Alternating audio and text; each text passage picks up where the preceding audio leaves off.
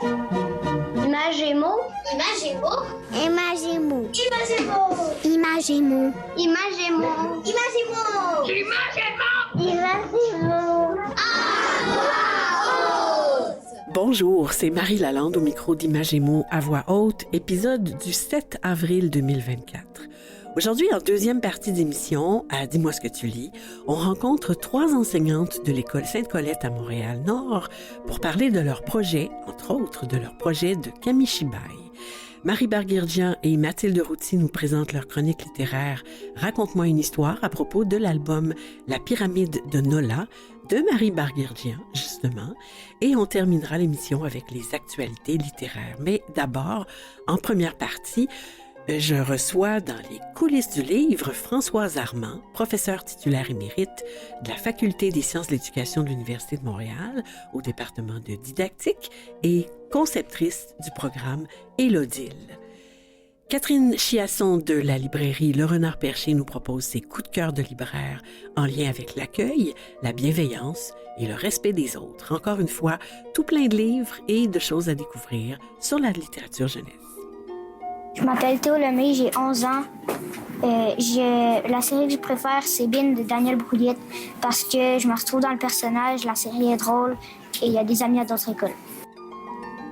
Allô, je m'appelle Samuel. J'aime beaucoup Alexa, l'auteur, parce que ses livres sont drôles, puis ses dessins, c'est genre vraiment wow. Puis la Jean-Jean, c'est vraiment drôle aussi. Là. Dans les coulisses du livre. Dans les coulisses du livre, c'est le moment de l'émission où on rencontre des gens qui font les livres jeunesse ou des gens qui gravitent autour du monde des livres. Aujourd'hui, on rencontre une personne qui a œuvré toute sa vie pour favoriser l'apprentissage du français langue seconde par les élèves allophones issus de l'immigration et l'ouverture à la diversité linguistique et culturelle chez tous les élèves. Bonjour Françoise Armand. Bonjour chère Marie. Bienvenue à Imagez-moi à voix haute. François, j'aimerais prendre le temps de vous présenter aux auditeurs et je vais tenter de le faire brièvement. C'est un beau défi parce que je veux absolument vous laisser la parole le plus possible. Alors, on va résumer. Vous êtes depuis peu à la retraite. Vos passions occupent donc plus de temps dans votre vie. Vous étiez professeur titulaire à la Faculté des sciences de l'éducation de l'Université de Montréal au département de didactique. Vous avez formé et accompagné un grand nombre d'étudiants et d'étudiantes, de conseillers, de conseillères pédagogiques et publié plusieurs ouvrages et publications scientifiques à propos des thèmes de recherche qui vous sont chers. Je les nomme didactique des langues secondes, plurilittératie, plurilinguistique, éveil aux langues et ouverture à la diversité linguistique, de même que la lecture et l'écriture en langue seconde pour les nouveaux immigrants au Québec et les différents modèles de services d'accueil et de francisation. Vous êtes conceptrice et toujours co-responsable depuis 2014 du site Élodile. C'est un acronyme, ça veut dire éveil au langage et ouverture à la diversité linguistique. Plusieurs prix soulignent l'excellence de votre carrière, le prix d'excellence en enseignement en 1999, le prix ACFAS Jeanne Lapointe en 2020, et on vous a décerné l'Ordre des francophones d'Amérique en 2022. Bravo. Qu'est-ce qui vous a motivé, Françoise, à vous intéresser à l'apprentissage des langues et au plurilinguisme? Merci pour cette belle question et avant tout, chère Marie, merci d'animer cette émission qui est extrêmement précieuse pour revaloriser sans fin les livres qui sont si importants dans l'éducation et dans notre société. Alors en lien avec votre question, la motivation, fondamentalement, c'est que je suis habitée d'une curiosité sans fin pour le phénomène langue, le langage, cette capacité exceptionnelle de l'humain à communiquer, à développer une pensée complexe, à garder des traces sous forme de récits oraux ou écrits, capacité aussi à transmettre des connaissances, des savoir-faire, génération après génération. Nous n'avons pas à réinventer l'art de faire le feu. Grâce au langage, nous sommes des êtres de parole, plus que jamais avec les réseaux sociaux. Et ça, on va peut-être l'ajouter, c'est peut-être pour le meilleur et pour le pire, oui, quant à notre capacité de développer un dialogue constructif et authentique. Plus précisément, ma motivation pour le plurilinguisme, elle est liée avec la rencontre avec l'autre. La rencontre avec l'autre avec un grand A. Je rappellerai qu'il y a plus de 6000 langues sur Terre. Quand on parle de plurilinguisme, on aime ça parler les humains. Oui. Et cet intérêt pour le plurilinguisme, il est très présent en milieu scolaire. On le sait, les écoles, notamment dans le Grand Montréal, il y a beaucoup d'élèves qui parlent un grand nombre de langues. Je pense que nos enseignants vont le rappeler dans le segment suivant de votre émission. Et mon premier emploi était d'orthopédagogue dans la ville de Toulon, dans le sud de la France. Et c'était majoritairement fréquenté par des élèves issus de l'immigration, donc qui parlaient différents arabes, tunisiens, marocains, algériens. À l'époque, j'étais perturbée parce qu'une partie du personnel scolaire dénigrait les langues arabes, les langues maternelles de ces élèves, ce qui suscitait des tensions et perturbait le climat de l'école. À l'inverse, on était plusieurs intervenantes à souhaiter la mise en œuvre d'une éducation inclusive, ce qui nous menait à reconnaître l'existence de ces langues maternelles et à combattre une forme de racisme au sein de l'école. Oui, il faut le dire. Hein. Donc, cet engagement dans mon métier, cette curiosité pour le phénomène langue m'ont amené à réfléchir dans le cadre de mes fonctions de professeur et de formateur de futurs enseignants et enseignantes au Québec, à réfléchir aux meilleurs modèles pour soutenir l'apprentissage du français langue seconde, mais plus largement pour soutenir une éducation inclusive au sein de notre système scolaire québécois. Et ça passe par la valorisation d'une approche équilibrée de l'enseignement du français. Ça passe par la mise en place d'activités d'éveil aux langues et d'approches plurilingues. Alors, est-ce qu'on peut justement préciser de quoi il s'agit? Avec plaisir. Avec grand plaisir. Quand on évoque l'idée d'une approche équilibrée de l'enseignement du français langue seconde pour les élèves issus d'immigration qui développent leur biplurilinguisme, bien ce qu'on met de l'avant, c'est l'idée qu'on va mettre en place dans les classes des pratiques stimulantes, significatives de l'enseignement du français. On va les mettre en action, on va leur faire vivre des situations qui vont leur donner le goût d'apprendre le français avec les meilleures pratiques pédagogiques mises en valeur par la recherche notamment. Mais si on met de l'avant le français, on ne va pas le faire au détriment de la reconnaissance et de la légitimation des langues maternelles présentes chez ces élèves. Donc quand on parle d'approche équilibrée, c'est mettre l'accent sur l'enseignement-apprentissage du français, tout en valorisant et en légitimant et en utilisant les langues maternelles, le bagage linguistique de ces élèves. En d'autres mots, s'appuyer sur le déjà là pour bâtir, pour apprendre une langue en plus et mettre en place ce qu'on appelle un bilinguisme additif, apprendre donc une langue en plus, non pas au détriment de la langue maternelle. Mais en plus, parce que, par exemple, ils ont des stratégies de lecture dans leur langue, ils utiliseront les stratégies de lecture en français. Exactement. La valorisation la mise en place de cette approche équilibrée, elle est fondée sur la reconnaissance de l'existence des transferts, ce que vous évoquez à l'instant. Si je suis un lecteur expert dans ma langue maternelle, eh bien, à un moment donné, si je suis autorisée à le faire, je vais pouvoir revenir à mon expertise en langue maternelle pour la transférer dans la langue seconde. C'est superbe. Donc, on va parler de l'approche Élodile. Qu'est-ce qu'on peut trouver sur le site Élodile et ça s'adresse à qui? Alors, le site Élodile, il est fondamentalement et avant tout, puis je vais beaucoup insister là-dessus, sur de multiples collaborations avec des gens dynamiques, passionnés, compétents, conseillères pédagogiques, enseignants, cadres scolaires, qui ont permis de produire à travers de nombreuses recherches-actions, des outils de diffusion des bonnes pratiques pédagogiques.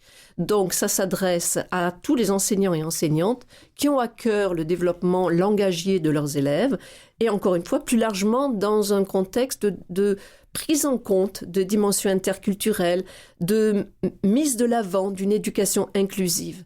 Donc, qu'est-ce qu'on va trouver sur ce site Élodile? Des vidéos pédagogiques qui on parle de l'enseignement, apprentissage, de la lecture, de l'écriture, de l'oral, des vidéos pédagogiques qui mettent de l'avant les activités d'éveil aux langues. Donc cet éveil aux langues, c'est permettre aux enfants de découvrir la diversité des langues, de les mettre en contact à l'oral et à l'écrit avec cette diversité des langues et de leur faire réaliser différentes activités avec cette diversité linguistique.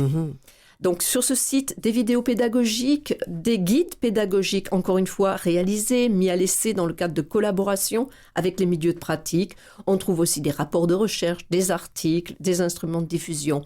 On trouve aussi une très belle section sur la littérature de jeunesse avec des bibliographies qui portent sur éducation inclusive et littérature jeunesse, le racisme, le rejet. Donc tout ce qui concerne tout ce qui va soutenir la mise en place d'une éducation, encore une fois, inclusive dans nos systèmes scolaires. Donc, si je comprends bien, c'est davantage pour les enseignants. C'est pour les enseignants, mais en même temps, on a réalisé tellement de belles vidéos avec, évidemment, les enseignants, les élèves et leurs parents, qu'on sait que les vidéos, elles sont aussi regardées dans les milieux familiaux. Oui, aussi dans les familles. Dans les familles. Oui, vous en avez parlé tout à l'heure. Plusieurs de vos recherches ont été faites de manière collaborative, liant les enseignants sur le terrain, les chercheurs, les chercheuses du monde universitaire. Pourquoi vous teniez à ça? J'ai profondément la sensation qu'on ne peut pas parler de recherche sans parler en milieu d'éducation, sans faire de la recherche collaborative. Que valent des grandes recherches qui ne sont pas en contact avec la réalité des milieux, avec une contextualisation, avec l'expertise des enseignants. Il y a combien de fois on peut arriver dans une école avec une certaine idée d'une pratique qu'on pourrait mettre en place, et dans la discussion, dans les échanges avec les enseignants, on la modifie, on la nuance, on l'adapte. Alors je crois profondément à ce regard croisé qu'on peut avoir entre les chercheurs et les enseignants. Et c'est parce que les chercheurs font ces recherches que les pratiques enseignantes changent aussi. Ça va dans les deux sens. Ça va tout à fait dans les deux sens. J'ai un profond respect du métier enseignant. Moi-même, j'étais 10 ans enseignante, puis orthopédagogue. Oui, le terrain a une expertise et la meilleure façon, c'est vraiment de faire ce dialogue avec la recherche. Tout à fait. Vous avez tout récemment réalisé une recherche-action au préscolaire en utilisant des albums plurilingues Élodile. Est-ce que vous pouvez nous en dire un peu plus? Comment dirais-je, avec quel plaisir je vais en parler. C'est effectivement mon dernier bébé avant de partir à la retraite. Vous avez mentionné mon départ à la retraite. Alors ce projet-là, c'était un projet de cœur. C'est au départ, justement, quand je travaillais comme orthopédagogue dans les milieux défavorisés de la basse ville de Toulon, c'est comme ça qu'on l'appelait. Je voyais à quel point c'était nécessaire de soutenir l'entrée dans l'écrit chez les jeunes enfants en leur permettant de recourir encore une fois à leur langue maternelle. Donc le projet fondamentalement, c'est de donner le goût de la lecture, de faciliter l'apprentissage de toutes ces habiletés qui vont soutenir l'entrée dans l'écrit, mais dans plusieurs langues. Donc le projet des albums plurilingues Élodile, ça consiste en quoi ? C'est 11 albums de 2 maisons d'édition québécoises, et je souligne la qualité de la collaboration que j'ai pu établir avec les 400 coups et la courte échelle. Donc 11 albums écrits en français que nous avons placés dans une application, donc visible sur un écran de téléphone, sur le TBI en classe, etc. Et chaque double page de l'album s'affiche, et vous avez accès à un menu déroulant où chaque segment visible sur le TBI, sur l'écran, a été traduit dans 22 langues. Un travail de moine, Oui. Donc, ce sont les principales langues de l'immigration, les principales langues dans les quartiers où nous avons travaillé, dans Parc Extension, et aussi, par respect pour l'histoire profonde du Québec, de langues autochtones. Donc, on a accès à l'écrit à 22 langues traduites dans le menu déroulant. Et pour cet album, on a accès aussi à des enregistrements audio. Donc, c'est un lieu pour explorer la diversité, c'est un lieu pour entendre des multiples langues autour de ces albums. Et donc, tout le monde peut avoir accès à ça? Effectivement, depuis 2 ans maintenant, ces albums sont disponibles dans le cadre du projet Biblius, qui est financé par le ministère de l'Éducation, qui est une plateforme de prêt numérique de littérature jeunesse. Et donc, ces albums, dans leur version plurilingue, sont accessibles gratuitement dans toutes les bibliothèques scolaires du Québec pour les enseignants, les enseignantes, les enfants, leurs familles. Dans les classes. Dans les classes, mais aussi dans les milieux familiales. Oui, qui a un lien avec l'école. En fait, et il faut savoir que le dernier bilan de Biblius montre que ces albums sont parmi les plus empruntés, avec un record, Je suis terrible, de Élise Gravel, qui a été emprunté 9000 fois la première année. Dans sa version, encore une fois, dans sa version plurilingue. C'est fabuleux. Qu'est-ce que vous voudriez dire, Françoise Armand, aux décideurs préoccupés par l'avenir du français au Québec et les politiques d'immigration? Toute une question. La première chose fondamentale, c'est de croire au désir de ces immigrants de participer à la vie collective québécoise et de faire confiance à leur désir, pour cela, d'apprendre le français. considérer aussi que le plurilinguisme, c'est une richesse. Éviter à tout prix des approches coercitives de l'apprentissage du français. J'ai connu des temps où des écoles où les enfants étaient punis dans les couloirs ou la cour de récréation s'ils parlaient dans leur langue maternelle. Je rappelle par ailleurs que la cour de récréation ou les couloirs ne sont pas des moments d'enseignement et qu'on a le droit d'échanger quelques mots sur sa vie privée, personnelle, etc. Le français, on parle d'une langue commune de la vie publique qu'il faut valoriser. Hein. Encore une fois, je réinsiste sur l'importance de valoriser le français dans notre société québécoise, mais pas au détriment de cette ouverture à la richesse du plurilinguisme. Alors, le message, et c'est passé dans plusieurs textes officiels du ministère. Hein. Le dernier programme du préscolaire souligne l'importance de la reconnaissance des langues maternelles des élèves, souligne l'importance de faire des liens entre le bagage linguistique et l'apprentissage de la nouvelle langue. Mm-hmm. François, c'est la tradition à Images et mots à voix haute. On demande aux invités de nous proposer un de leurs coups de cœur littéraires jeunesse. En terminant, est-ce que vous avez une suggestion pour nous? Alors, je crois que je vais reprendre un terme qu'on utilise en ce moment. Je crois que je suis polyamoureuse. Très difficile d'avoir un coup de cœur. Oui. Alors, quand on a fait le choix de ces 11 albums, on est allé par coup de cœur, évidemment. Les 11 albums qui sont sur la plateforme Biblius, les albums Plurilingue et Odile, ce sont des albums qui traitent de la différence, du rejet, du vivre ensemble, qui abordent aussi des dimensions culturelles de la vie québécoise. L'hiver, par exemple. Ouais. Alors, parmi ces albums-là, je les aime tous, c'est évident. Donc, je serais heureuse que la liste soit affichée sur le site de l'émission. On va le faire avec plaisir. Je vais juste peut-être les mentionner. L'ours brun qui voulait être blanc. Donc, c'est l'histoire d'un ours brun qui découvre que tous les ours ne sont pas bruns, mais qui se fait accepter par une communauté d'ours blancs. Poil aux pattes, c'est une pauvre petite grenouille, Gertrude, qui a du poil aux pattes, qui se fait harceler, on se moque d'elle, mais qui finalement découvre l'amour avec un crapaud rose, la petite feuille jaune, très poétique, qui évoque la vie, le périple d'une petite feuille différente des autres, qui se fait rejeter, mais qui finalement devient le trésor d'un enfant. Quoi d'autre? Il y en a 11 finalement. Il y en a 11. Oui. Et puis, je voudrais peut-être aussi évoquer les 4 petits coins de rien du tout de Jérôme Ruyer, qui est un grand classique du vivre ensemble. Oui, tout à fait. On a fait, Mathilde Routy, on a fait une chronique à Raconte-moi une histoire. Avec raison. C'est très, très bon. C'est vrai que c'est un très bon livre. Et on va retrouver les 11 titres sur le site de l'émission.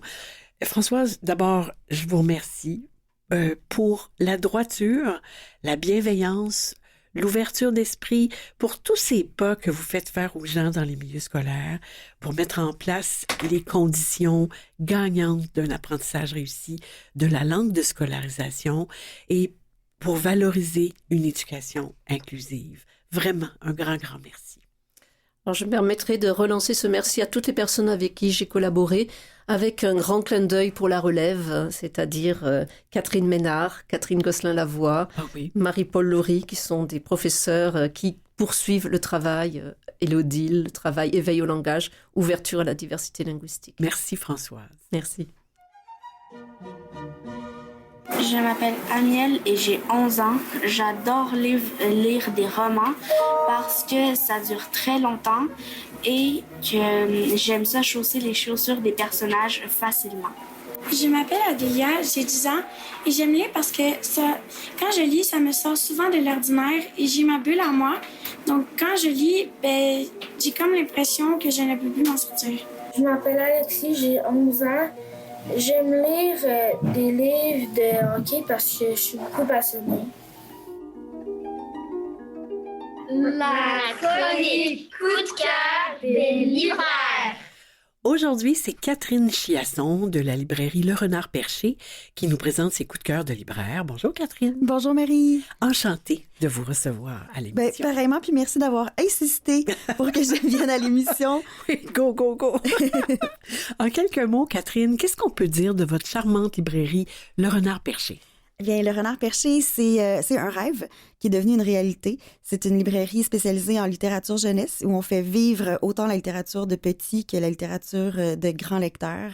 C'est un endroit où on lit, c'est un endroit où les enfants se sentent à la maison, puis c'est un endroit où nous, chaque jour, on évolue de manière excessivement heureuse. Oui, hein, puis ça paraît. On sent ça quand on est chez vous. C'est sur la rue Ontario C'est à sur Montréal. la rue Ontario à Montréal, exactement, dans le quartier Hochelaga-Maisonneuve. Voilà. Catherine, vous nous parlez aujourd'hui de vos coups de cœur de libraire, des livres que vous avez choisis en lien avec l'accueil, la bienveillance, le respect des autres. On vous écoute. Merci Marie. Alors, je commence sans plus tarder avec J'aime pas ta robe de Daniel Chaperon et Samuel Quentin aux éditions Monsieur Ed. Ouais. C'est un livre qui va raconter la rencontre entre deux personnages, donc un jeune garçon et une jeune fille, et ça montre toute la maladresse des enfants à entrer en communication. Donc, c'est un album où on va commencer avec le titre « J'aime pas ta robe moi, j'aime pas telle affaire. Moi, j'aime pas ci. Moi, j'aime pas ça. » Et ça va escalader jusqu'à ce que finalement, les enfants se rendent compte qu'ils voulaient peut-être moins se chamailler que finalement devenir amis et se rencontrer. Donc, c'est un album qui parle dans la langue des enfants. C'est Daniel Chaperon qui l'a écrit, qui est une ancienne enseignante du primaire. Qu'on a reçu en entrevue. Que j'adore. En fait, Daniel, je lui répète toujours que quand je vais vieillir comme Daniel. Je trouve qu'elle a un imaginaire très, très proche des jeunes. Et c'est un peu ce langage-là que j'aime dans J'aime pas ta robe. C'est cette écoute-là aussi, cette extravagance-là des enfants qui vont aller... c'est ça, qui plonge dans l'imaginaire complètement pour finalement revenir sur Terre. C'est intéressant parce que c'est une bande dessinée, en fait. C'est Samuel Quentin, l'illustrateur BDiste. Oui, c'est sa première... en fait, c'est sa première incursion dans le monde de la littérature jeunesse. Ouais. Puis, je parie que ce n'est pas sa dernière. C'est une belle réussite. Absolument. Oui, tout à fait. Je poursuis avec L'abri de Céline Claire et Chin Leng, qui est un album paru quand même il y a quelques temps chez Comme des géants. On a eu la tristesse de le voir disparaître sur les tablettes quand même assez longtemps. Et là, il vient de revenir. Donc, c'est une belle manière de présenter la peur de l'étrangeté, donc de ce qu'on connaît pas. On va se retrouver en pleine tempête. Il y a deux étrangers qui traversent la forêt et qui veulent trouver un endroit où se reposer et où se protéger de la tempête qui s'en vient. Et c'est Petit Renard qui va les apercevoir, qui va faire « Oui, mais là, si on va pas les aider. » Et là, il va sortir de sa tanière, va aller leur porter une lumière. Et de fil en aiguille, personne ne les accueille. Tout le monde a peur d'eux. Donc, on parle de xénophobie dans cet album-là. Jusqu'à ce qu'à la fin, ils se construisent leur propre abri. Et l'abri des renards vient à se briser. Et les renards repartent à l'aventure. Ils vont voir la lueur au loin. Donc, c'est la lanterne que Petit Renard avait donnée aux deux étrangers. Et les deux étrangers vont les accueillir le cœur grand et ouvert. Donc, c'est de se laisser... En fait, c'est d'arrêter d'avoir peur de l'autre, c'est de s'ouvrir à l'autre, c'est de se dire hey, chaque personne peut nous apporter quelque chose. Donc, je trouve ça super important de l'aborder, surtout aux plus petits. Donc, je le vois peut-être en maternelle, je le vois en première année aussi. Comme quoi, quand on donne, après, ça nous est redonné. Absolument. Ouais, c'est une belle... C'est une belle leçon, en fait, cet abri-là. Et illustré de manière magnifique par Chin Leng, qui va tout dans les petits détails magnifiques. J'adore ça. C'est vrai, c'est très, très beau. Et le troisième? Le troisième, Marie, c'est un coup de cœur de vie. En fait, c'est l'album que je propose à tout le monde. C'est l'album que, quand des gens viennent à la naissance d'un enfant pour un cadeau, par exemple, de baptême, c'est cet album-là qu'on veut mettre entre toutes les mains. C'est Oliver Jeffers qui l'a écrit, qui l'a illustré.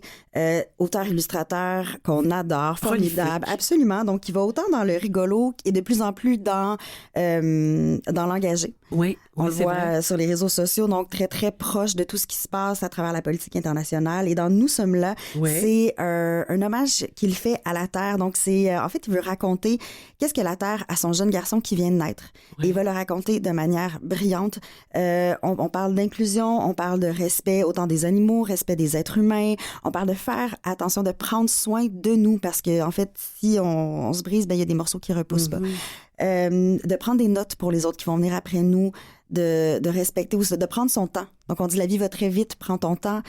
Et la finale de cet album-là m'a fait pleurer. Je dois avouer que je suis pas la personne qui pleure le plus en lisant des albums. J'ai des émotions, mais je ne les montre pas quand je l'ai lu, lui, et que je suis arrivée à la fin en faisant « Ici, je ne suis pas là », mais il y a une pléthore de gens qui vont pouvoir être là aussi pour t'accompagner dans cette vie-là. J'ai eu les frissons et touchant. Oui, et j'ai versé des larmes. Donc, c'est vraiment un album, encore une fois, sur l'inclusion. Et c'est rempli d'espoir. C'est rempli d'espoir, absolument. Parfait. J'ai le temps d'en présenter un quatrième. Un quatrième, un cinquième, un sixième. Moi, j'adore ça. Moi, je peux continuer encore éternellement. J'avais trop de choix. Oui. C'est Le secret du rocher noir de Joseph Stanton, un autre illustrateur que j'aime énormément. Donc, qui, ici, va nous présenter une jeune fille dont la mère travaille sur les bateaux. Et elle interdit sa fille de monter sur ce bateau-là parce qu'au milieu de l'océan trône le rocher noir. Donc, c'est une espèce de Frankenstein, un monstre dont tout le monde a peur. Et la petite fait, mais moi, je veux monter sur le bateau. Donc, petite téméraire, elle va se cacher, tomber à l'eau et découvrir que finalement, le rocher, c'est quelqu'un qui va abriter tous les animaux tous les animaux marins. De l'océan. De l'océan, exactement. Ouais. Donc, c'est finalement quelque chose d'essentiel à l'écosystème marin. Donc, la petite va alors se mettre au devant des humains qui veulent détruire ce rocher-là. Donc, pour le protéger, pour prouver exactement. Good. Donc, j'ai vraiment adoré cet album-là qui est magnifiquement illustré. Donc, il y a des magnifiques doubles pages. C'est à découvrir. Ouais, c'est beau. Puis encore une fois, je trouve que c'est important aussi de laisser la parole aux enfants. Les enfants ont des choses à dire aux adultes et je trouve ça important de les écouter. Ils en savent parfois plus que nous. Tout à fait. On a encore le temps. On a encore le temps. Ouais. Alors, j'hésite entre deux, mais je vais y aller avec le projet Barnabé parce que c'est un album des frères Fan qui nous ont donné plusieurs albums magnifiquement illustrés. Juste par les illustrations, c'est un véritable chef-d'œuvre.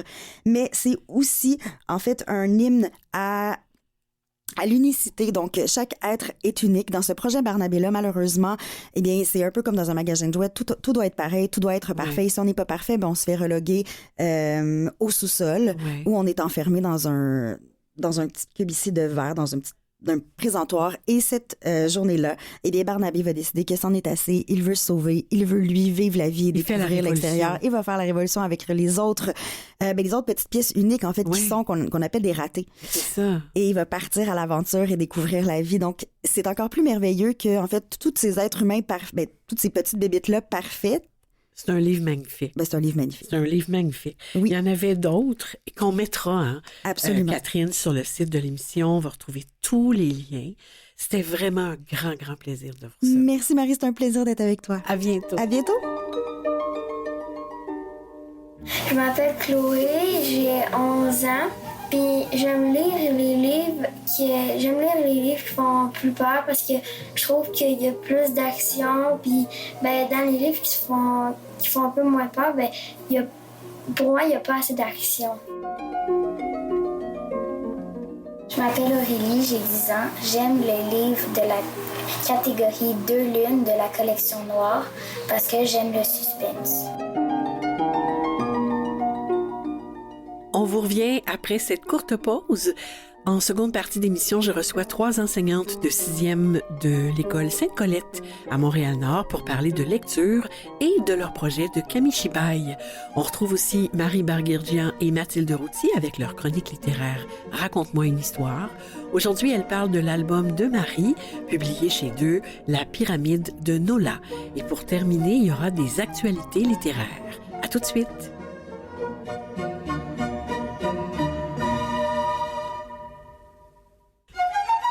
On est de retour. Bienvenue en deuxième partie d'Images et mots à voix haute.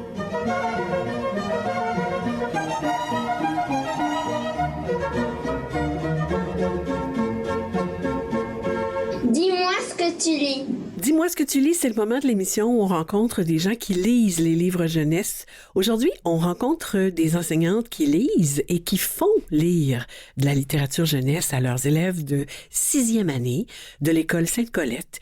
Émilie Aumet, Catherine Vérardeau et Maude Laliberté. Bonjour à vous trois. Bonjour. Bienvenue à Images et mots à voix haute. Mesdames, ça me fait plaisir. Mesdames, votre école fait partie du Centre de services scolaires de la Pointe-de-l'Île. Émilie, tiens, commençons par vous. Qu'est-ce qu'on peut dire de l'école Sainte-Colette? En fait, l'école Sainte-Colette, c'est une très belle école située à Montréal-Nord, dans laquelle il y a vraiment beaucoup d'élèves. Donc, on a 2 bâtiments. D'un côté, en fait, on a les élèves du préscolaire et du premier cycle. Et de l'autre côté, on a ce qu'on dit les grands, donc le 2e cycle et le 3e cycle. On est vraiment, comme je vous ai dit, une très grosse école. Il y a 43 groupes dans notre école et une très grande diversité. Donc, on a 11 classes d'accueil, des classes d'élèves qui ont un TSA.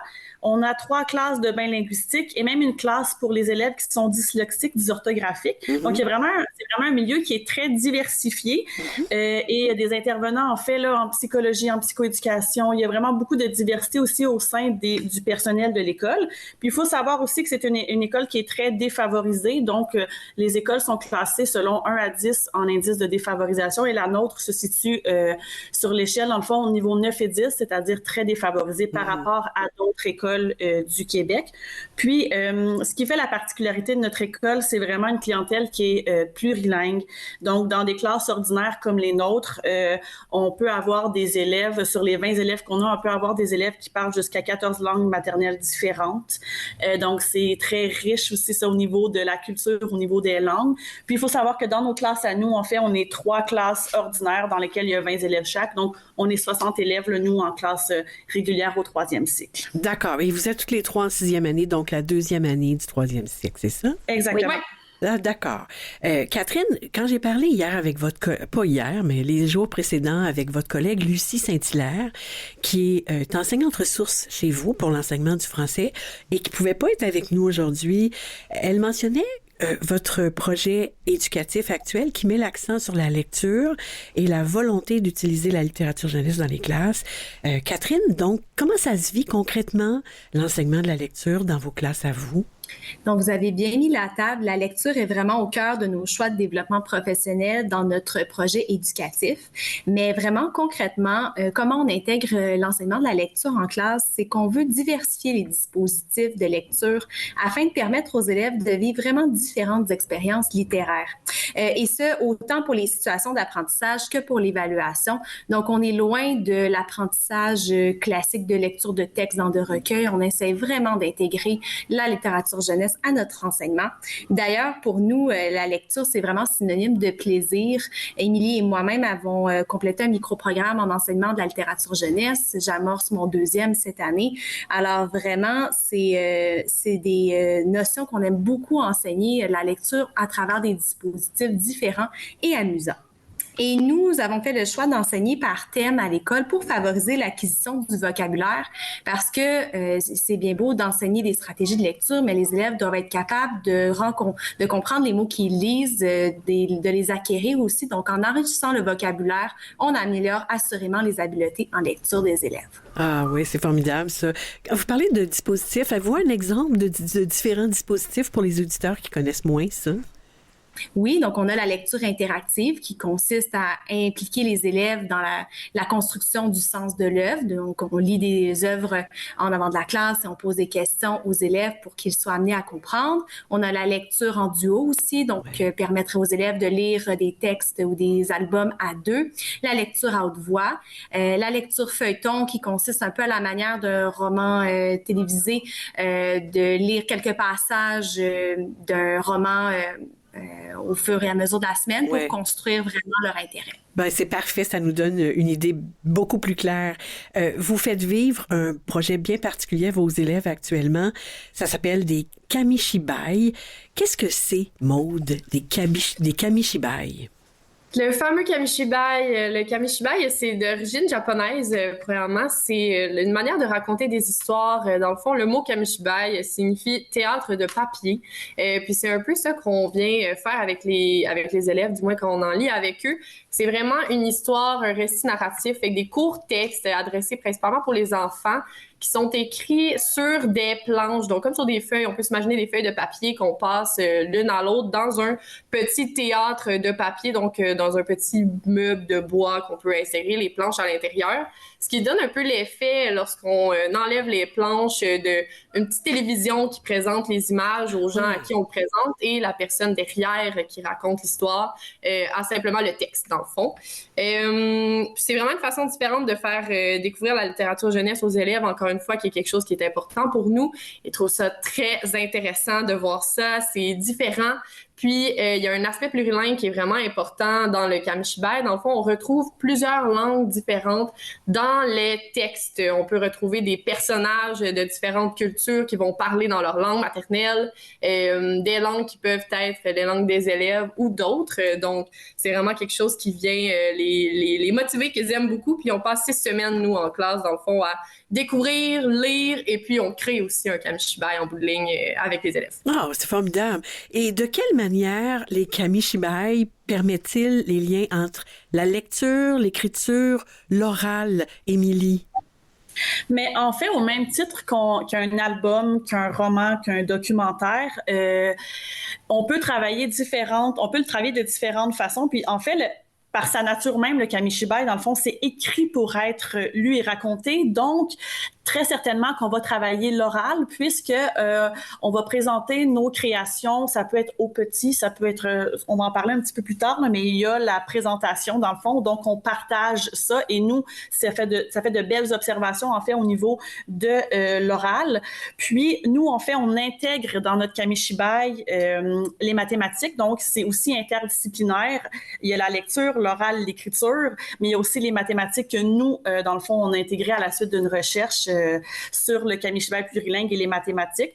Puis on travaille aussi beaucoup, dans le fond, dans l'écriture, la structure du récit en 5 temps, qui est vue, en fait, là, dans les années précédentes aussi. Mm-hmm. On travaille aussi beaucoup le vocabulaire à travers les Kamishibai, puis quand nous, on va l'écrire, bien, on va se baser sur le vocabulaire qu'on a lu dans d'autres Kamishibai. Alors, c'est vraiment, tout est relié ensemble. Avec le Kamishibai, c'est de l'écriture, de la lecture, de l'oral. C'est vraiment, là, tout lié ensemble. Bien, c'est intéressant.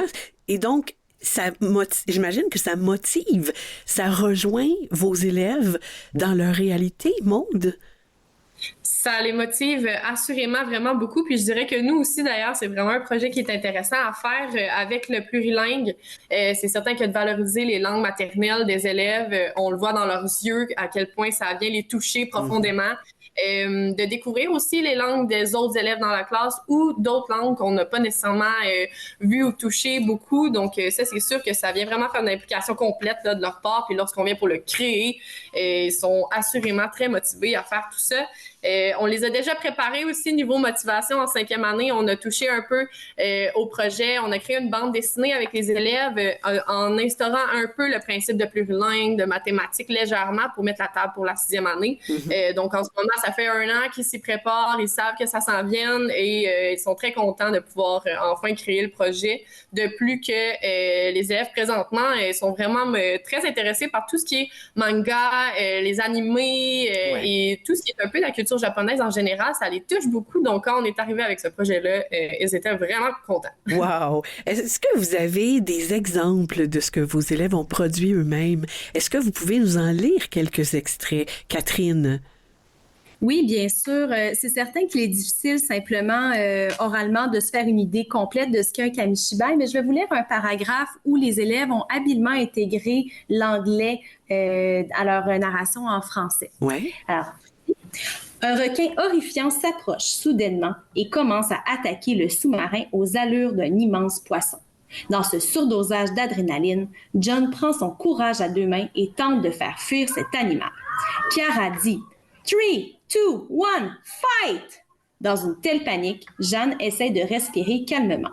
Enfin, le requin déguerpit, John revient sans aucune séquelle, mais ce n'est guère le cas du sous-marin.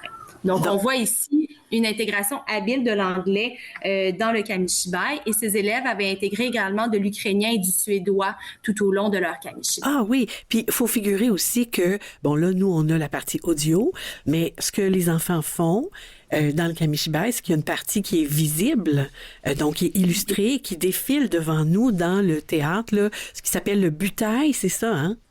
Exact. Oui. Est-ce que vos élèves vont présenter leur production? Est-ce que vous avez prévu une célébration ou un événement avec le public?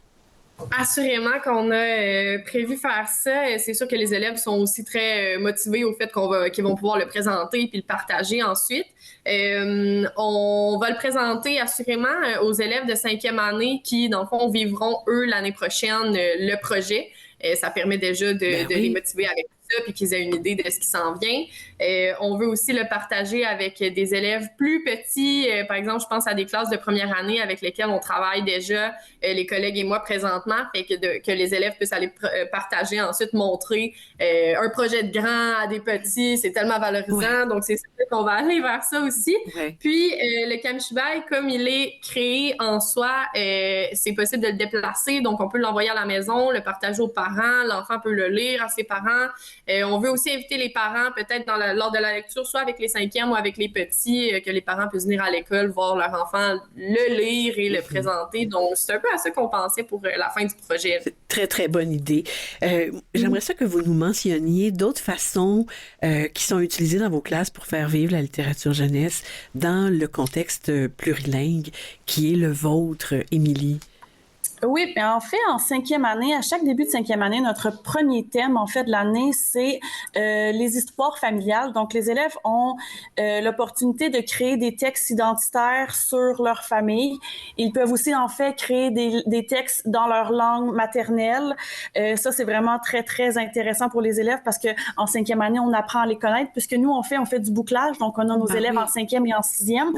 Donc, ça met la table à « OK, je te connais pas encore, mais dans le fond, je vais apprendre à te découvrir à travers les textes identitaires que tu vas créer. » En fait, aussi, on utilise beaucoup, dans le fond, tout ce qui est combat des livres. Les élèves adorent avoir, dans le fond, 2 livres qu'ils doivent justifier une appréciation. Donc, ça, c'est quelque chose qu'on fait vivre aussi en classe en lien avec la littérature jeunesse.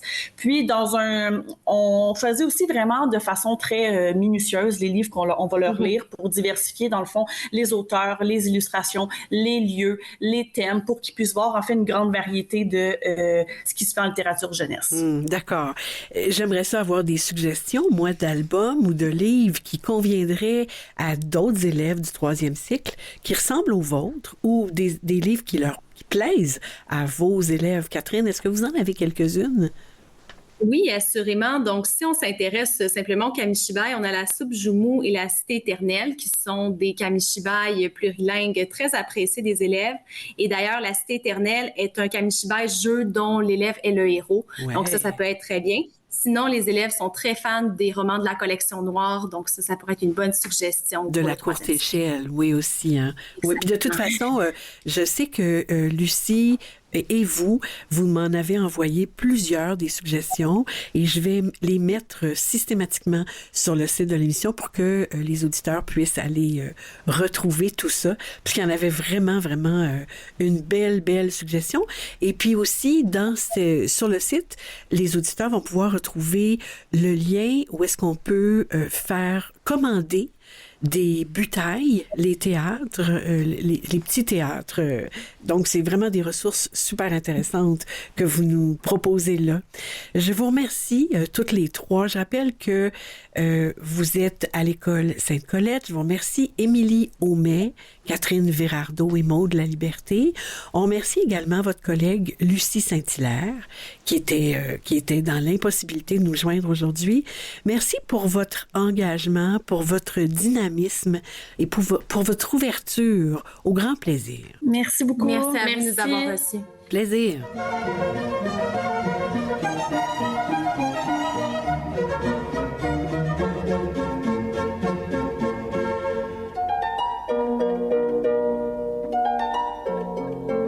Raconte-moi une histoire. On écoute maintenant une des chroniques littéraires de On a tous besoin d'histoire.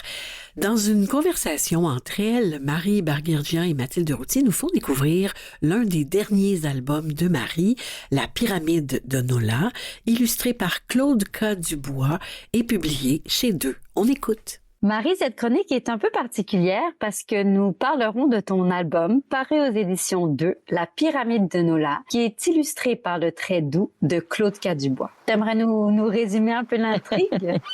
C'est parti d'une image en fait que j'ai eue dans ma tête. Tu sais, comme j'aime la mer et la plage, et j'avais cette petite fille dans ma tête qui creusait le sable, et puis qui finalement, tu sais, je sais pas, cette histoire de creuser le sable pour les enfants, c'est quelque chose qui semble très important. À côté d'elle, s'est formée une grande pyramide. Et en fait, ça s'est transformé. C'est presque une démarche artistique à la petite Nola, parce qu'elle initie quelque chose qui va devenir quelque chose qu'elle souhaite fortement pour elle et son nounours, qui s'appelle Max, et elle veut que ce soit leur pyramide du désert et leur secret. Nola les regarde faire. Ce n'est pas leur château, c'est sa pyramide du désert. Pour elle et Max, elle a envie de pleurer ou de crier.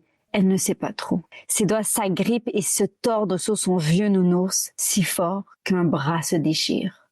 C'est vrai que quand on voit un enfant faire un château sur une plage, enfin, on a tout de suite l'idée du château pour un adulte ou des plus grands. Souvent, on a envie d'arriver et puis de vouloir l'aider. Là, je veux rester au niveau de Nola. Nola, dans sa tête, elle a sa pyramide, elle le décore, elle crée un petit jardin et tout le monde veut s'en mêler. Et en fait, elle n'a pas les moyens de refuser. Au début, il y a son père qui lui dit « Est-ce que tu veux que je t'aide ?» Et elle lui dit non, et pourtant il y renchérit. Ils sont pas à l'écoute. C'est des émotions assez incontrôlables en fait, parce que bien sûr qu'elle a envie d'être avec son papa, sa maman, son frère, elle aime ça, mais en même temps, elle a envie d'être seule dans sa démarche. Alors, c'est pas un livre sur la solitude, mais c'est quand même un livre sur le respect d'une solitude dans un groupe, quelque part. Et donc, cette émotion qu'elle ne connaît pas, qui jaillit comme ça, qu'elle comprend peut-être pas elle-même, qu'elle ne maîtrise pas, ça va finir dans une énorme colère qui va sortir beaucoup plus tard dans la journée, mais qui va sortir. Parce que les enfants n'ont pas les moyens de dire vraiment avec les mots. C'est très difficile pour un enfant de refuser que son papa l'aide, ou il y a une ambition familiale qui la dépasse, en fait. Et tu dis ça d'une façon très, très poétique dans l'album. Tu dis « Alors, comme si toutes les vagues de la mer sortaient de sa bouche, Nola se met à crier et à dire non et à répondre. » Et c'est beaucoup plus tard, après l'incident, que là, ça ressort et puis qu'elle montre en fait sa frustration et sa tristesse. C'est ça.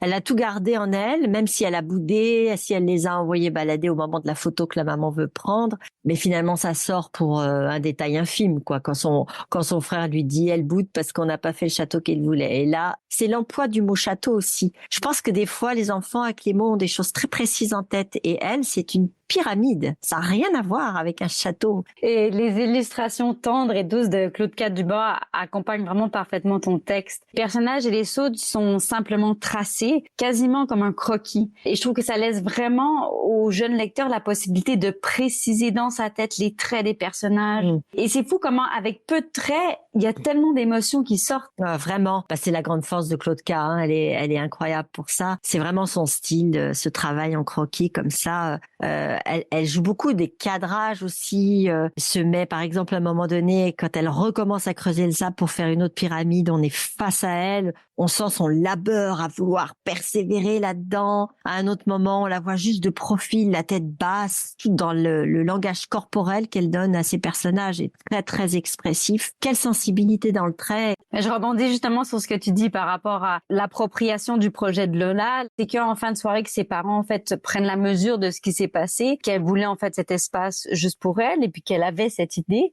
Et la construction d'une pyramide, c'est très fatigant. Mais ça vaut la peine car on y découvre des trésors magnifiques et des histoires mystérieuses, continue maman. Oui, c'est beaucoup mieux qu'un château, dit encore papa. Et bien plus original, ajoute maman. Je trouve que c'est vraiment, ça c'est très beau et en plus tu tournes la page et la double page suivante, on voit Nola à genoux sur son lit, arborant un immense sourire parce qu'elle faisait semblant de dormir mais en fait elle dormait pas du tout. Et là on voit les bras de ses parents qui sont tendus vers elle et je trouve que la composition de la page de Claude Cadubois est vraiment très riche parce que du parent on voit seulement les bras à l'extrémité gauche et tout le reste de la page c'est comme s'il appartenait à Nola, une Nola tellement fière. Et puis on voit avec les quelques traits d'illustratrice la chambre de Nola. Et puis quand on porte une petite attention, on voit que derrière son nounours Max, la couverture est assez amoncelée en forme de pyramide.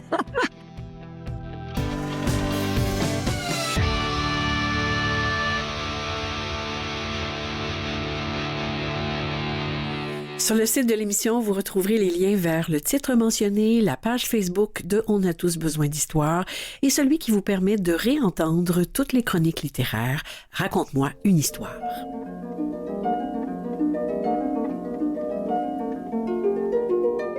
Les actus littéraires. D'autres idées de lecture et de sorties littéraires pour tous les liens, c'est sur le site de l'émission.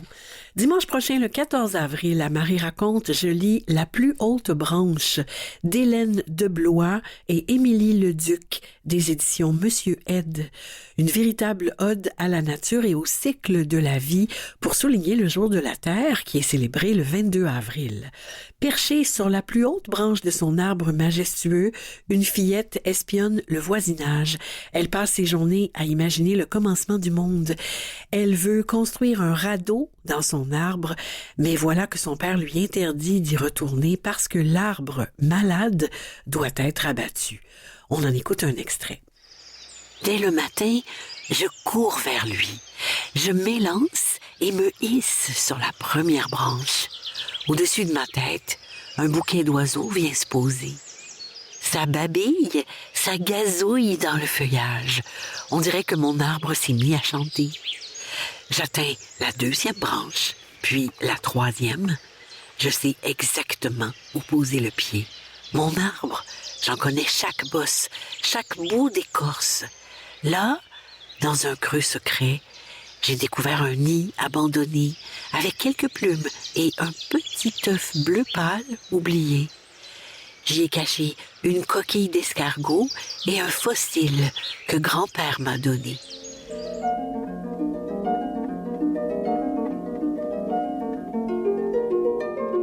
Le 28 février dernier, on annonçait les lauréats des prix des libraires jeunesse du Québec.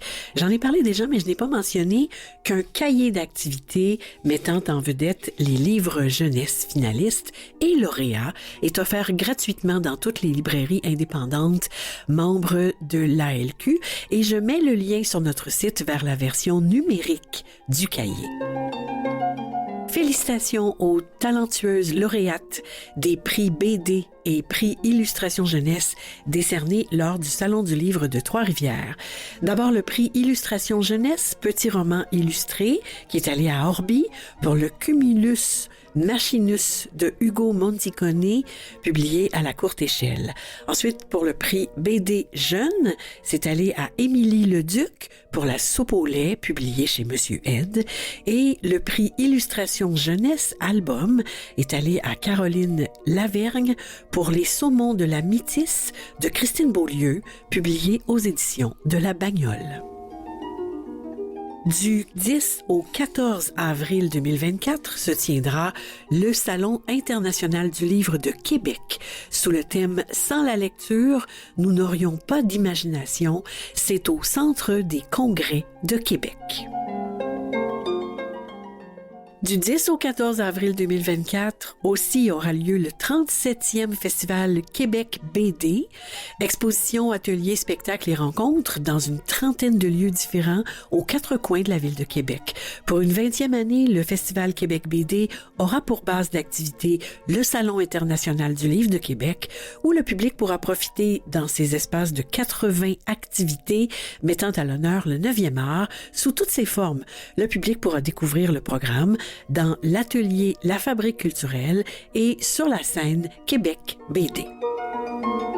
Vendredi 12 avril, au Musée de la Civilisation, toujours à Québec, aura lieu le dévoilement des lauréats BDistes Causa.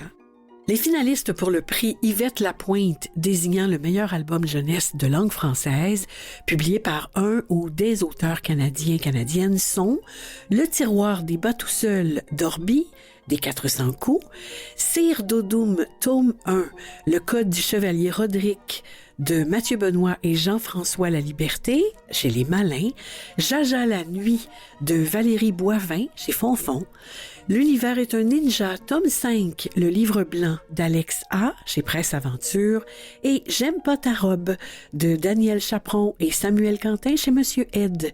Pour connaître tous les finalistes, c'est sur notre site. Réalisation de Québec BD est gratuit pour tous jusqu'au 1er décembre 2024. Se tiendra l'exposition Les imaginaires de la jeunesse, tome 2. C'est du jeudi au dimanche de 13h à 17h au Centre d'interprétation historique de Sainte-Foy, au 28-25 chemin Sainte-Foy à Québec.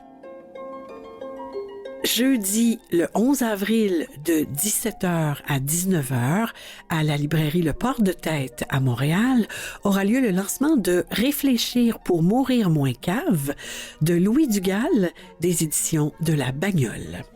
J'aimerais mentionner, en terminant, quelques nouveautés parues récemment chez Dominique et compagnie. En lien avec le Jour de la Terre, L'arbre de Lily de Marie-Louise Gay, grande autrice et illustratrice qui émerveille les enfants avec ses histoires depuis près de 50 ans. L'arbre de Lily est un album d'une grande beauté qui porte un message fort. Nous pouvons chacun à notre échelle apporter notre pierre à l'édifice pour rendre le monde plus vert. Un 4e conte culotté de Marie Demers, illustré par Mathieu Lampron, La rebelle au bois bruyant, dans un futur lointain, à une époque où les femmes et les hommes peuvent indifféremment enfanter, la reine Raymonde et le roi Bobby s'apprêtent à vivre leur premier papa-couchement. Une fille, Éléanore, bébé gigoteur, hurleur, crieur, naît. On convoque les fées, mais la patronne des fées ne reçoit pas d'invitation. On revisite ici l'histoire originale du conte avec humour. 7e et dernier tome de la série L'école des gars, ce n'est qu'un au revoir, de Maryse Pickens, est paru en février dernier. Populaire, cette série a offert une voix aux enfants vivant des difficultés à l'école, telles que le manque d'estime de soi, l'hypersensibilité, l'autisme, les troubles d'apprentissage et la différence.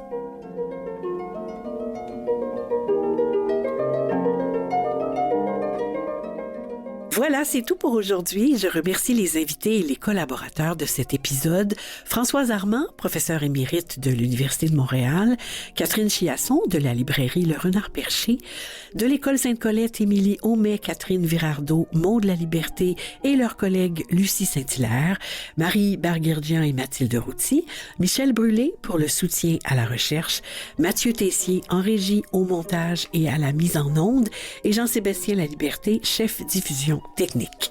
Je vous souhaite des lectures captivantes et on se retrouve, je le souhaite, dans 2 semaines.